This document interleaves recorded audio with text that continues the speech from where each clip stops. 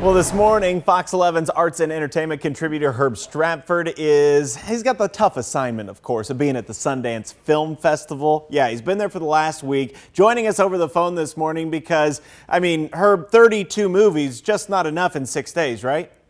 You know, it's actually not. I'm going to go see 3 more tonight, so it'll be a total of 35 by the time I get back. But yes, it's been a really great festival this year. Fantastic. Okay, let's hit some of the highlights for everybody real quick. 20 Feet from Stardom. Let's talk about that one first.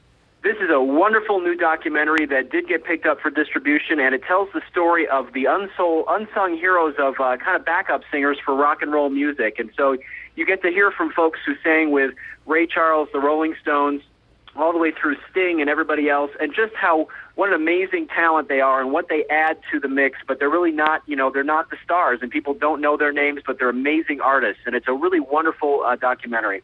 Fantastic. Now, one of the highlights that you've been telling us about, Ain't Them Bodies Saints. Tell us a little bit about this one gaining popularity.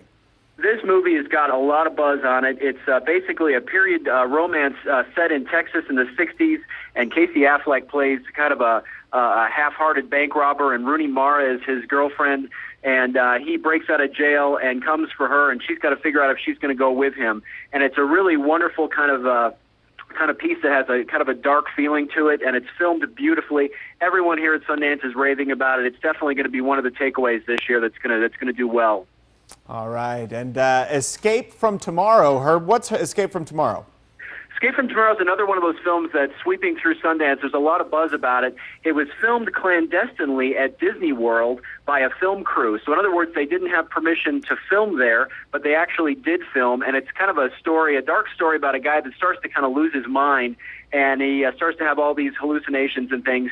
And it's kind of a condemnation of the corporate Disney world. And so there's a lot of talk here at Sundance this year of, can this film get released? Is the filmmaker going to get sued? But it's an interesting film. A lot of folks are thinking that it's going to be a real sleeper hit. Wow. So not allowed to film at Disney. They do film at Disney. I know there's question and answer periods. Did you get to talk to the director? Did anyone ask him those questions?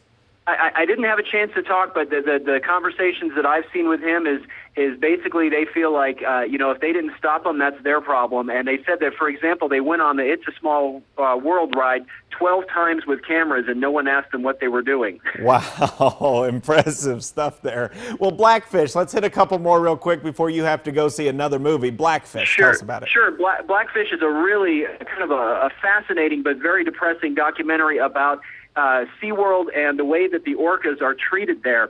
Of course, Tilikum, the one orca that was in the news about a year and a half ago when he killed a trainer, this kind of examines the history of orcas in captivity and how they're captured and how they're kept in tanks and things like that. So very similar in terms of feel to The Cove, which of course was a big hit a couple years ago about the dolphin fishermen in Japan. This film did get picked up. It's going to have an audience. I have a feeling SeaWorld is not real happy about it because there's about 12 different trainers, former trainers from SeaWorld, that talk to the director and tell them how they don't feel like that the treatment is right.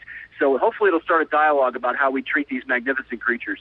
All right, Herb Stratford live this morning from the Sundance Film Festival. Herb, see a couple more movies, and we're so excited to have you back and hear more about those 35 movies you're going to see in just 1 week. Herb, thank you so much. Sure, we'll see you next week. Thanks, Mark. All righty, bye-bye.